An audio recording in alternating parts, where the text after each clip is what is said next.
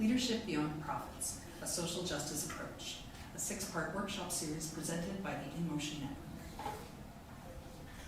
We will take a moment to acknowledge that many of us are situated on Treaty 6 territory, a traditional gathering place for diverse Indigenous peoples, and state our respect for the histories, languages, and cultures of First Nations, Métis, Inuit, and all First Peoples of Canada, whose presence continues to enrich our vibrant community. Workshop 5, Building Relationships, Networking, and Leadership. Again, we suggest you pause the presentation at this slide to take some time to consider the suggested pre-workshop exercise. You may want to do this in writing or just in your head. For this workshop, we suggest you ask yourself the following before engaging with the presentation. Do you consider yourself a people person? How does your answer relate to your ability to lead? What do you know about the concept of social capital? How would you feel if you were in a leadership role and something you did was unpopular? Things to keep in mind during the workshop. How important is it to be a people person for those in leadership positions? How are dynamics of power and privilege at play when it comes to networking and social capital? So far, in the first 4 workshops, we've talked about mainstream approaches in the form of leadership style frameworks, using reality, equality, equity, justice to guide our approach, the impact of power, privilege, fragility, and anti-oppression, follower considerations and the possibilities for trauma-informed leadership, introduced nonviolent communication as a guiding principle, especially in regards to conflict management, managing fragility, and proper apologies. Today we're going to talk about relationships in the context of leadership, the theory of social capital, and applying these concepts to unpopular leadership. Leadership is about getting people to act in ways that move us toward common goals and objectives. As we've said before, leaders can only lead if there are people willing to follow. So where do followers come from? We've talked about this in the sense of different contexts, cultures, and circumstances where people exist and bring with them as followers. But what about where they were recruited from? Depending on the size of the organization, sometimes followers were identified and their group membership established before leaders are in place, or perhaps it's a situation where leadership is being passed on from one or more individuals to others. These are what we consider to be pre-established followers. In other situations, leadership has to recruit followers. Think for a moment about a group that you belong to. It doesn't matter whether you would be considered a leader in that group or not, though it might be an easier thought exercise if you are one of the leaders, or at least know one or more of the leaders well. How are the followers in this group connected to leadership? If you are a follower, how are you connected to leadership? If you're part of the leadership, how are the followers connected to you? It's usually some mix of friends and family, acquaintances, and strangers from the general population, especially in the voluntary sector. These varied connections mean different considerations when it comes to relationship building and maintenance. Before we get into the specifics, we want to introduce the concept of social capital. Wikipedia currently describes social capital as networks of relationships among people who live in a particular society, enabling that society to function effectively. This is so broad that it borders on meaningless. In management and for leadership, social capital is a resource that can be spent. A simple but effective way to think about it is that it's analogous to money, which you can spend to buy stuff or pay for services, except that social capital is more like the social economy based on informal IOUs. The exchange rate, and thus actual value, is also informal and often dependent on the skill of the people spending it. We'll use a real-world example to illustrate. Some of you are familiar with how casinos function here in Alberta, but since not everyone will be from here, let me give you the basics. Non-First Nations casinos here require non-profit organizations and registered charities to provide an army of volunteers to function on a daily basis.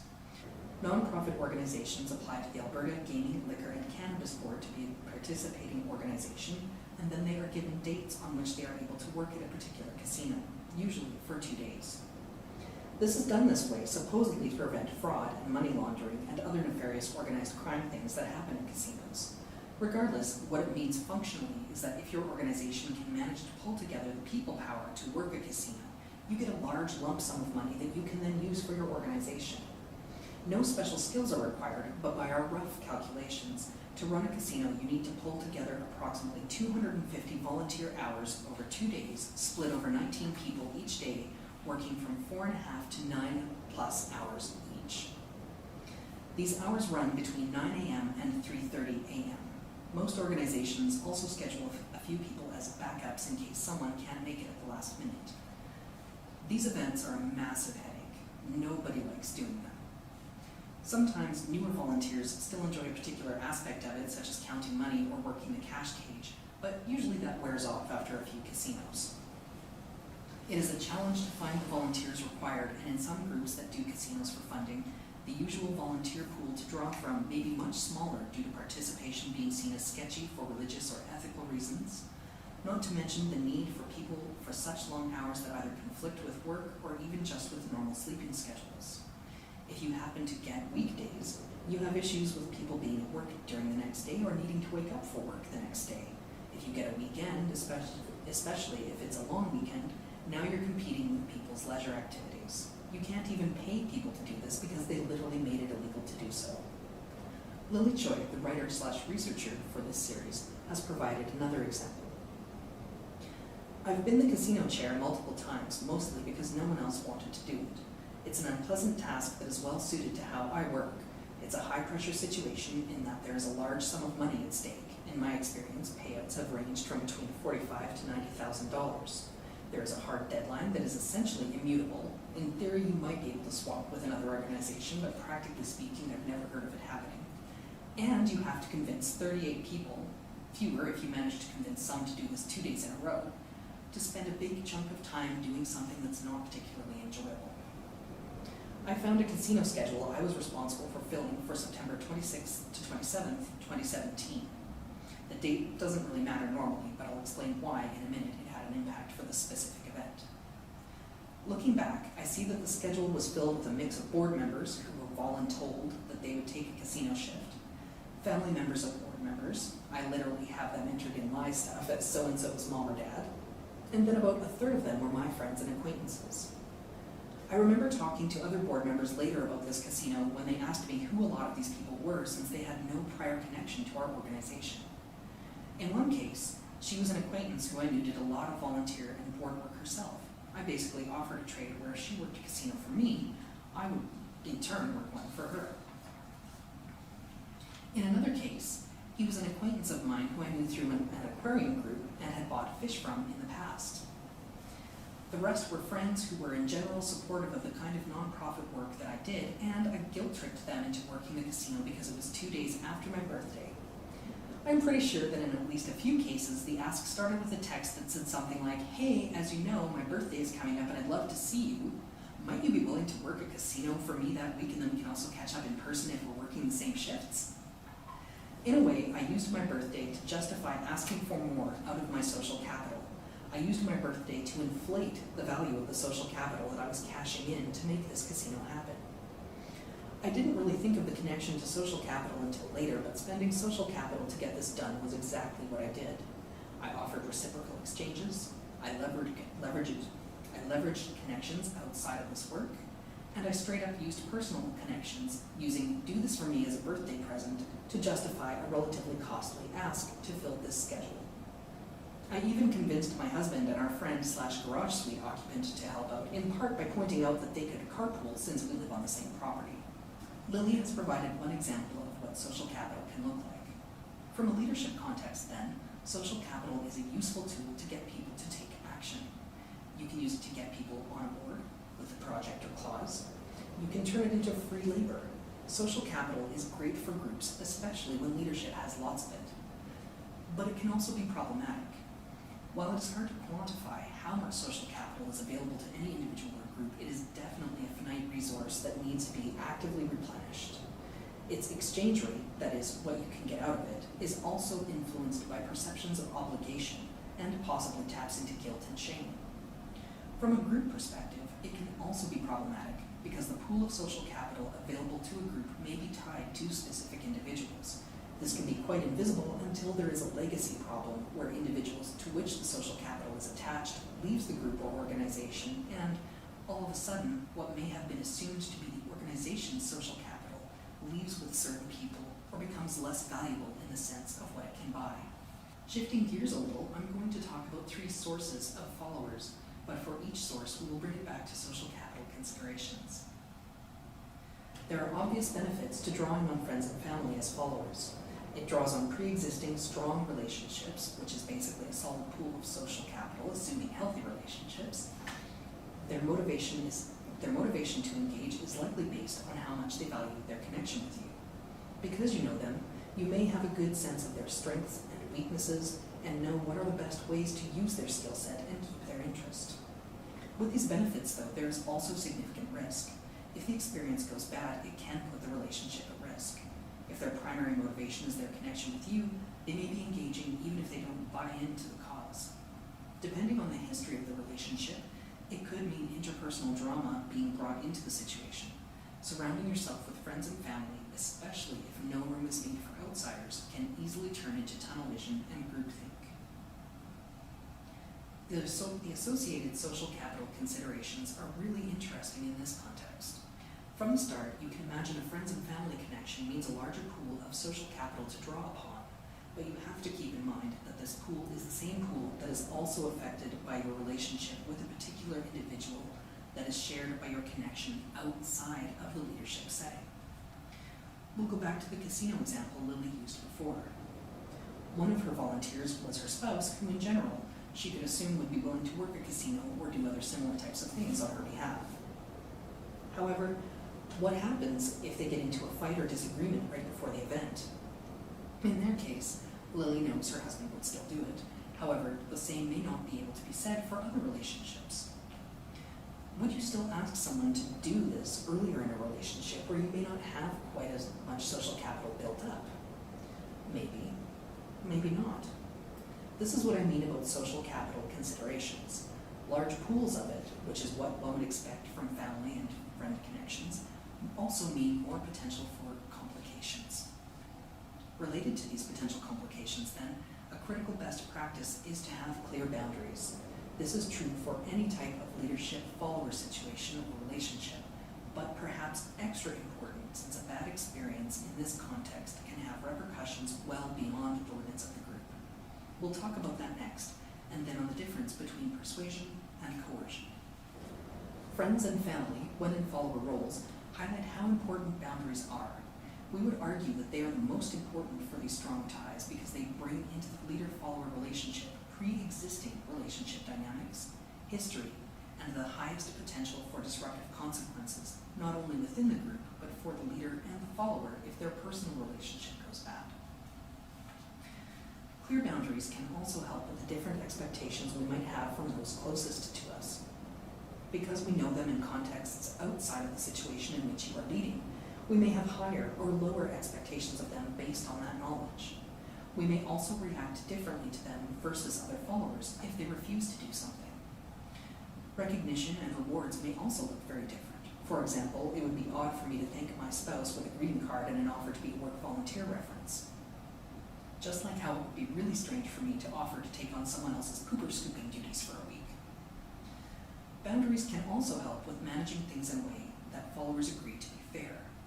We've talked about how perceptions of fairness can be greatly affected by focusing on equality versus equity.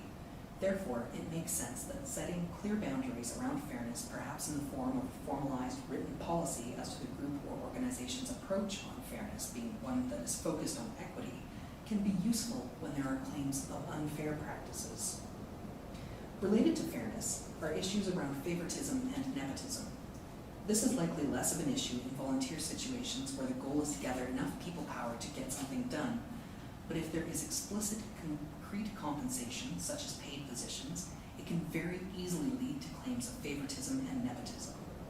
An obvious counter would be the ability to demonstrate that due process was followed, including but not limited to documentation of qualifications and including input from someone who is not personally connected to the individual or individuals involved.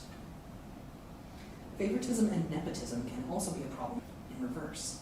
If you have higher expectations of someone because you know them well, it may also be unfair to expect more from them than you do from everyone else in the same or similar roles. The degree to which this is problematic is dependent on your relationship with them, but it's worth keeping in mind. Imagine a child whose parents teach at their school. They have access to insider information about how their child is doing, a perspective that other parents lack. As a result, the child may find that their parents know more about what's going on academically and thus feel significantly more pressure to perform. They may also find themselves in a direct leader-follower relationship if either of the parents teach their child directly. As for whether this affects the fairness dynamic within this relationship, that is dependent on how this relationship is navigated both at home and school, and ethically, the responsibility falls on the parent or parents to manage this mixed relationship in a fair way to all involved. Again, though true for all leader-follower relationships, we think it's particularly important to consider the difference between persuasion and coercion when friends and family are amongst your followers. Remember, intent never trumps impact.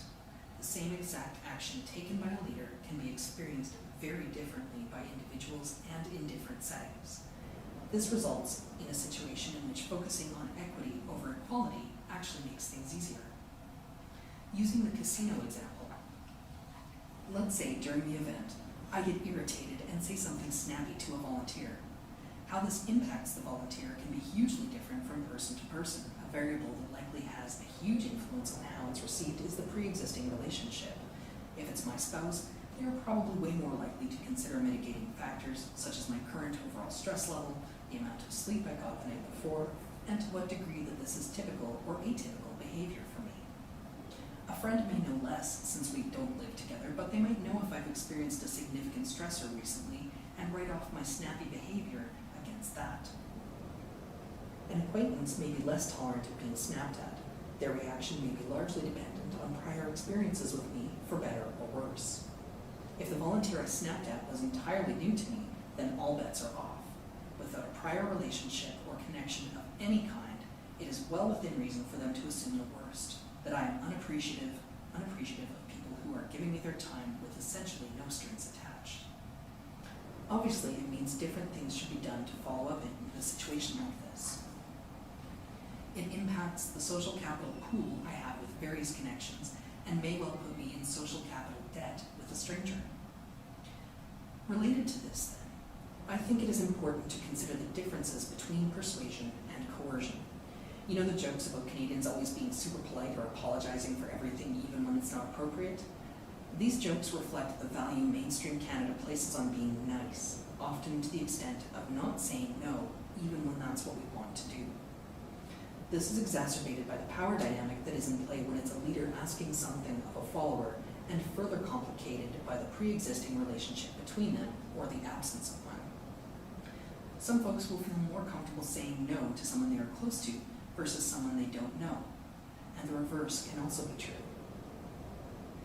Again, using the casino scheduling as an example, if I was taking an equality approach, I would ask everyone I know in the same way and expect that they will say yes or no for essentially the same reasons. However, because I'm approaching the situation from an equity approach, I ask people in different ways depending on what I know about them and the degree to which I believe they are comfortable or not saying no to me. There are people whom I know I can just ask very directly and know that they will give me a simple no if they don't want to or cannot help. There are also other people who I would start the ask by saying something like, I'm about to ask you to do me a favor, and it's a big ask, and it would help me out a lot if you do it. However, I also know that it is a big ask, and I want you to know that it is totally okay if you say no. This is because my prior history with them makes me suspect that they will feel significant pressure to say yes, even if they don't really want to. Obviously, I want to fill the casino schedule, and whether I think about social capital explicitly or not in such a situation, I also don't want my friends to resent me for asking them to do something they don't want to do. So what is happening is that I'm managing my pool of social capital with different individuals in different ways. The world has made it hard to say no, especially for marginalized people, and this is extra the case when it's anything remotely attached to social justice. Because marginalized people are the most affected by oppression of various kinds, what's happened is this twisted logic where society, as defined by white men, has created a dynamic where marginalized people are expected to do the most work when it comes to justice.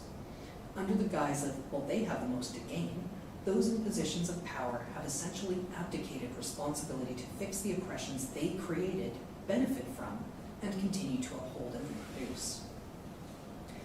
Related to this then, a more just approach would be to ask more from those in power to try to balance this out a bit on a small scale.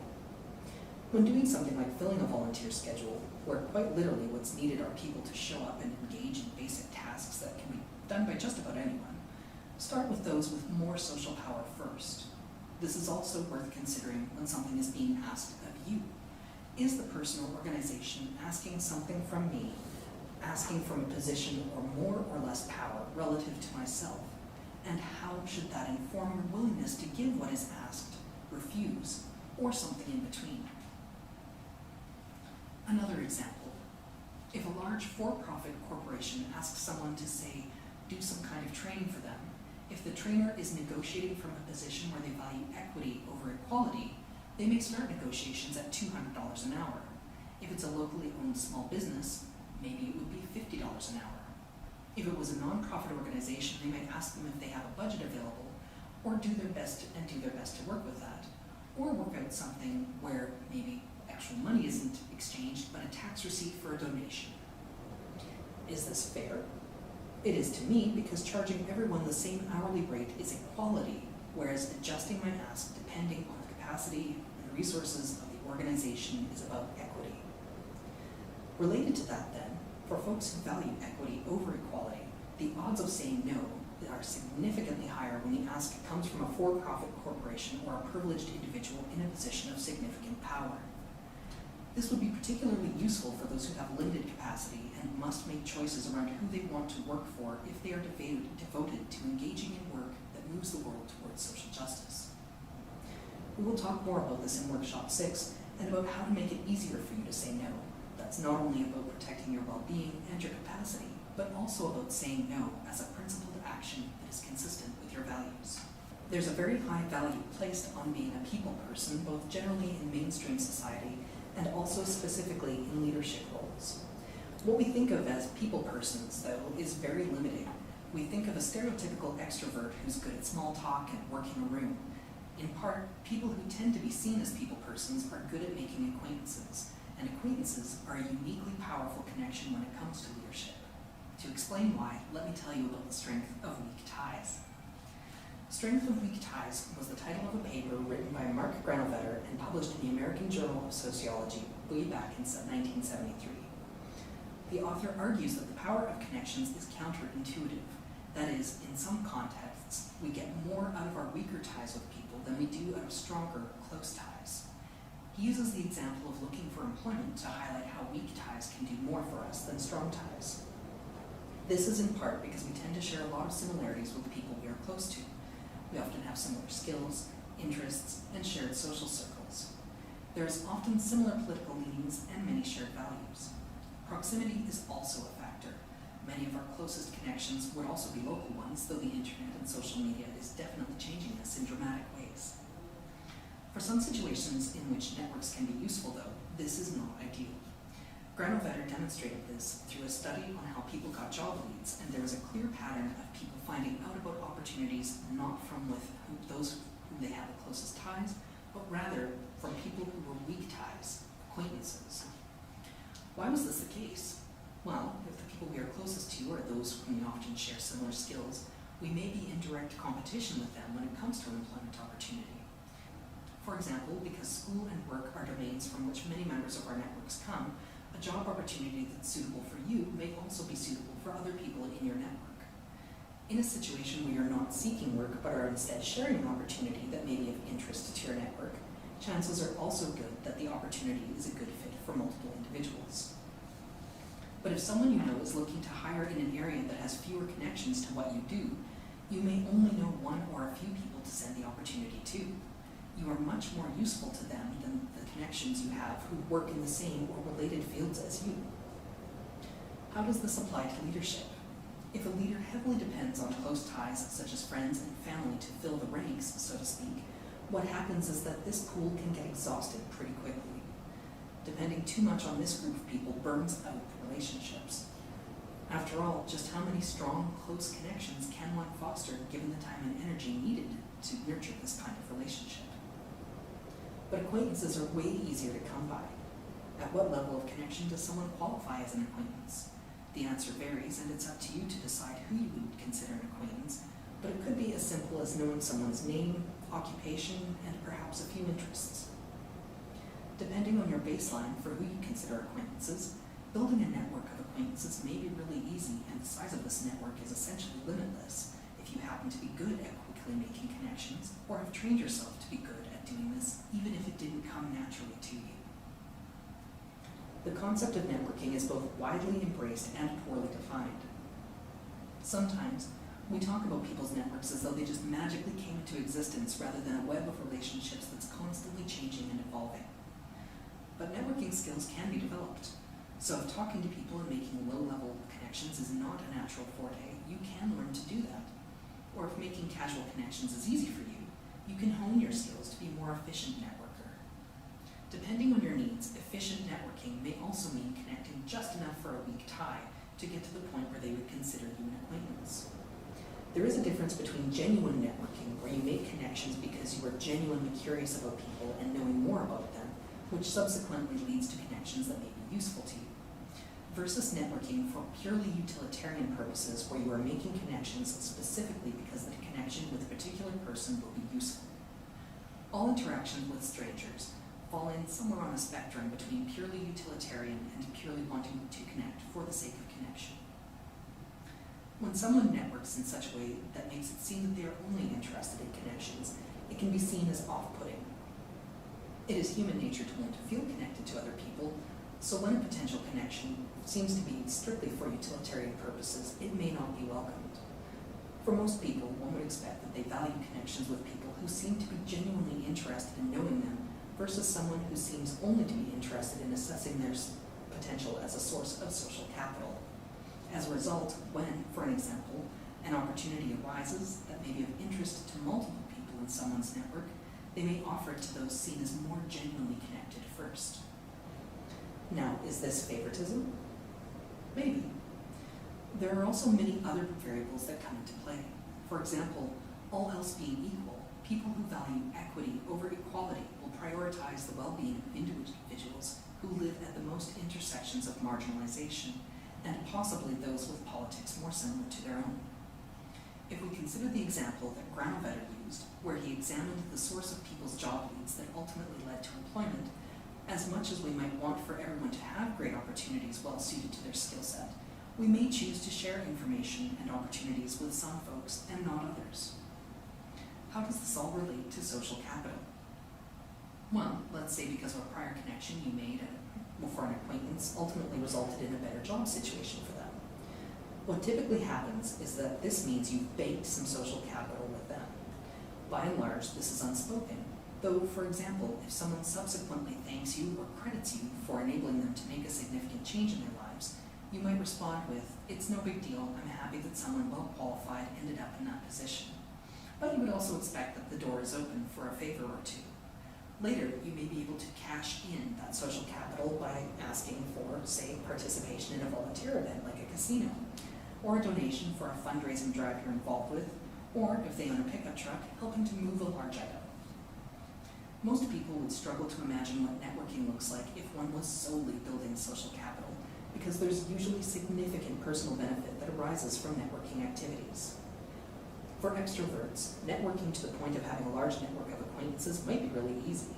Some people's social capital pool just sort of builds organically, especially since a lot of their stronger ties are to people who share this trait, where their strongest interpersonal ties also include people who have large weak tie networks, and such overlapping networks results in endless possibilities for weak tie connections. After the strong interpersonal ties we have with friends and family, and the weaker ties we have with acquaintances, come strangers. How often we work with this group when in leadership roles results in a number of considerations. If we work with this group frequently or in large numbers, it increases the need to have well-developed formal policies and procedures, because you can't count on the sort of unspoken consensus you might have with people who have pre-existing relationships with you. Obviously, best practices means having these formal policies and procedures in place regardless of group makeup, because too often, by the time a group realizes they need these policies and procedures in place, it is often already in a situation of conflict, where the conflict may not have occurred or would have been kept smaller if policies and procedures were already formalized. In the nonprofit and voluntary sector, strangers rarely have no connections at all to a group. Even if they do not have a personal connection to leadership, it's rare for someone to show up that is separated beyond a couple of degrees. To quickly explain what we mean by degrees, in 1929, a short story by Frigyes Karinthy, characters played a game in which they tried to connect themselves via 5 people to any other person in the world. This concept was further popularized by the play 6 Degrees of Separation, 1990, by John Barr. The idea is that everyone in the world can be connected within 6 degrees. You can try to do this as a thought experiment if you like. We can use your participation with this workshop as an example to illustrate the degrees of separation. How did you come to engage with this material? Chances are good you can trace your connection to emotion and or the writer or presenters of this workshop series in 6 degrees. Perhaps someone from your workplace, 1 degree from you, was told about this at a convention, 2 degrees, who themselves found out from an emotion board member, 3 degrees. A lot of networking is actually about reducing degrees of separation rather than connecting with true strangers. For those who find the concept of networking intimidating, this might help. An example would be being introduced to someone, and then a relationship is established with them that no longer requires the involvement of the intermediary. A connection previously 2 degrees away is now a direct connection. Related to that, being a stranger in a group where you may have few or no connections is a great networking opportunity. If one can muster up the tolerance for entering established social groups as someone without obvious connections, it's sure easier for classic extroverts, but it is possible for everyone, even if you hate the idea of working a room. An option for a classic introvert would be to identify their introverted kin and connect with them. You can potentially bond over how uncomfortable you both are in a group setting, and if you connect, they may well help by introducing you to the rest of their network. Connecting with strangers can range from being a totally benign, natural activity for some people, all the way to being an incredibly stressful, intimidating challenge. There may also be safety concerns, especially if someone experiences multiple marginalized identities. We value the ease of doing this for those in leadership roles, but it doesn't mean you have to find it easy to be a successful leader. There's room for all sorts of leadership, not to mention we need diverse and adaptable ways of working to maximize the possibilities for inclusion. For anyone in leadership roles, there's value in converting strangers into more. However tenuous the ties are for a follower to a group, leadership can get a follower to be more connected and more committed by converting them from a stranger to an acquaintance. I think leadership, up to a certain group size, have lots of opportunity to convert a stranger that's however many degrees of separation away into a direct connection. You don't have to become best friends, but asking a few questions and being genuinely curious about why someone is present can turn them into an acquaintance pretty quickly. In larger groups, this in-group networking can potentially be delegated to other followers, especially those who are people persons. The social capital consideration that's relevant here is reducing degrees of separation and increases in banked social capital. Remember too that managing social capital means that it has to go both ways. If we consider what it means to move from equality towards justice, having social capital should also mean owing social capital. Your network connections, whether the ties are strong or weak, should mean that they also get to ask things of you. If you use personal connections to get people on board doing things they may not actually care about, then you should expect to do the same in return. Without that reciprocity, a lot of these connections will die. Because network connections are rarely independent from other network connections, just like how you can grow your network by connecting with one person that comes with a lot of other folks, you can also lose multiple links if you let one link die.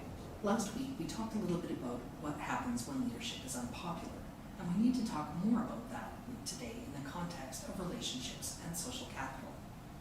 First of all, why might a certain leadership action or decision be unpopular?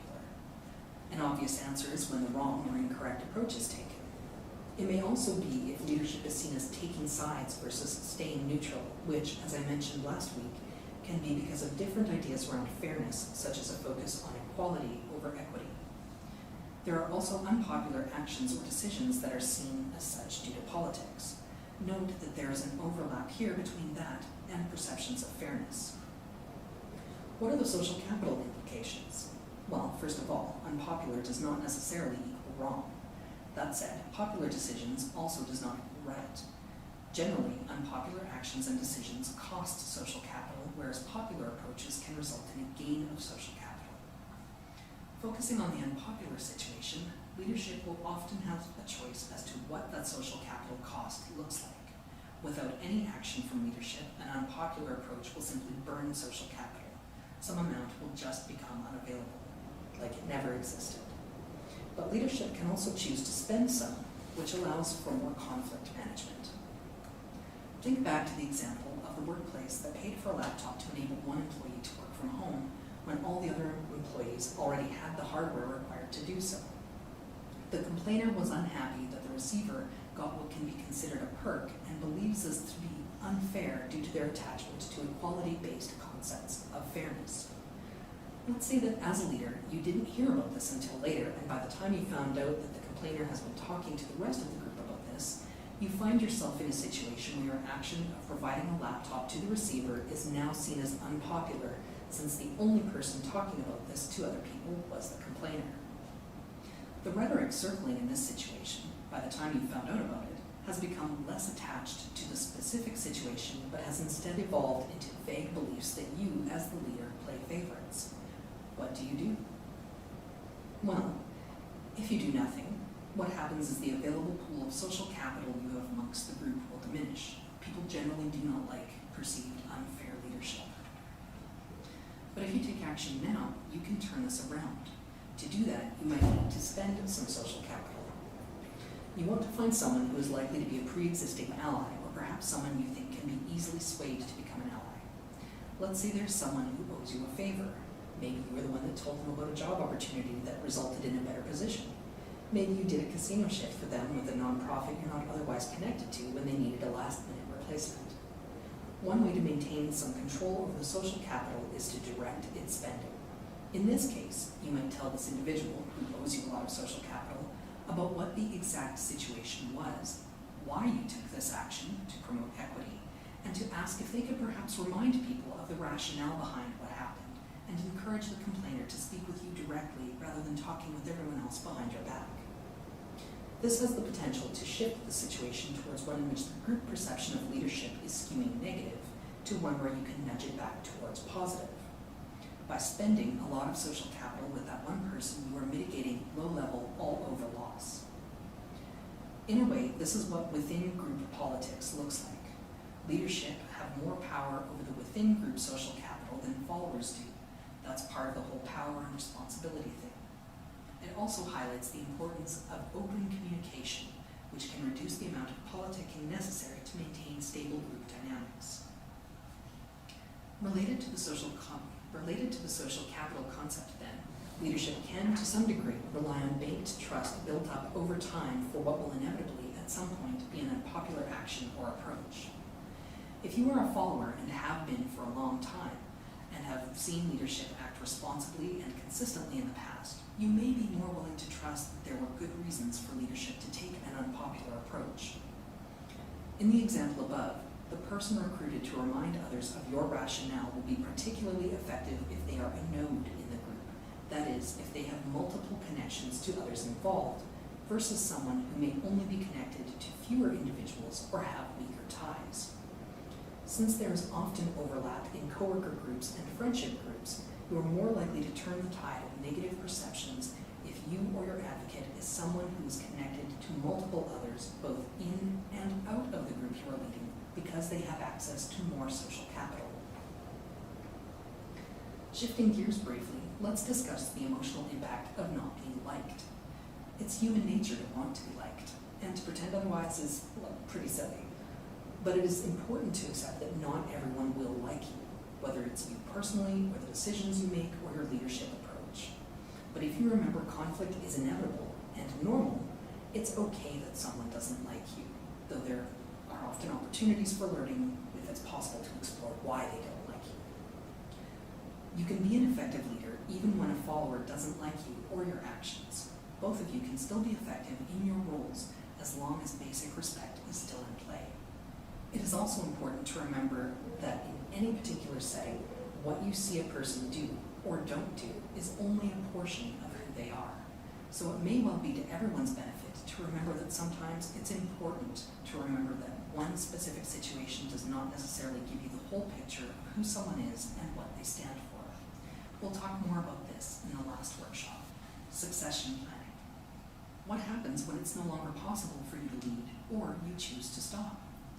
Of the organizations that you are involved with, do any of them have a specific succession plan for key leadership positions?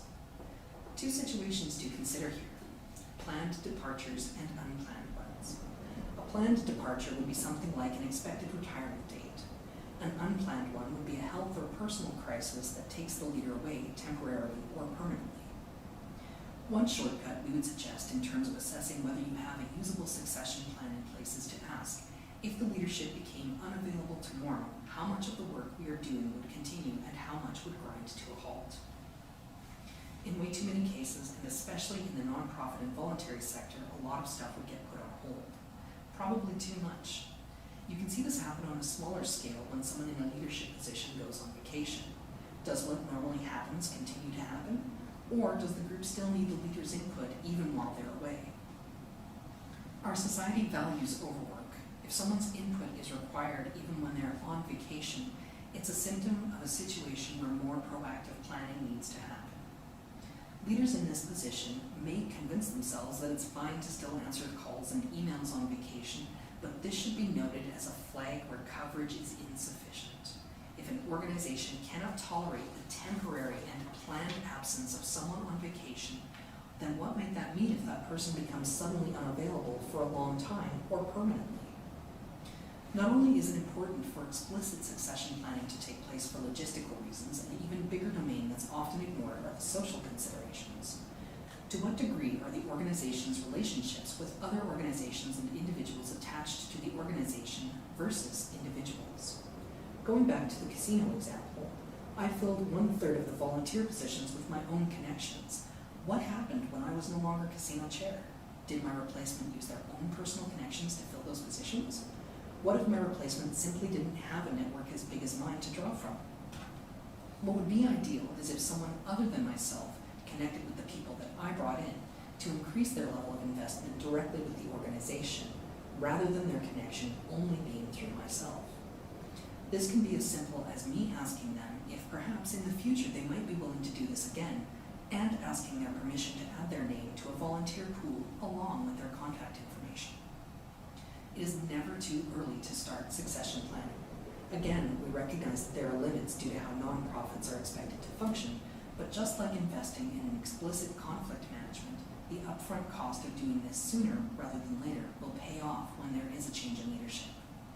It can be as simple as strategies such as ensuring that anyone new to joining the group is assigned a contact who has been with the group longer to show them the ropes and to create first-degree connections so that they have at least one additional tie to the organization than the one that brought them in the first place. For this workshop, we ask that you consider the following when reflecting on this content. How might you be able to use social capital, or the concept of social capital, to better understand leadership and relationships? Do you feel better equipped to take on a leadership role in a way that fits with the degree to which you are a people person? And what are some examples of social capital being used, for better or worse, that you've experienced? The recommended reading for this workshop is Social Capital, A Theory of Social Structure and Action by Nan Lin. This is a comprehensive literature review on social capital. It will give a deep overview of the framework. Note that this is a more academic text, so it may be a more challenging read than something styled for mass consumption. You might want to take it in bite-sized chunks. For our next and final workshop, we are going to turn to the self. Self-evaluation, self-care, community care, and the tough question of when is it time to quit?